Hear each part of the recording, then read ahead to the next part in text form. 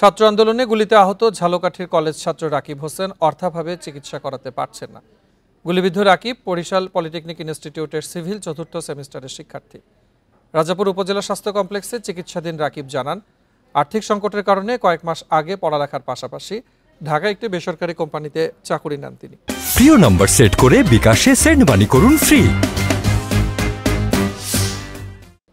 গত 19 জুলাই ছাত্র আন্দোলন চলাকালে রামপুর এলাকায় পায়ে গুলি লাগে তার।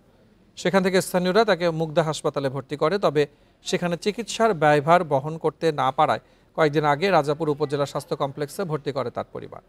তবে এখানেও অর্থাভাবে চিকিৎসা চালাতে পারছে না তারা। রাকিবকে সরকারি সহযোগিতা দিতে সমাজসেবার পক্ষ থেকে তালিকা করা হচ্ছে বলে জানায় হাসপাতাল কর্তৃপক্ষ।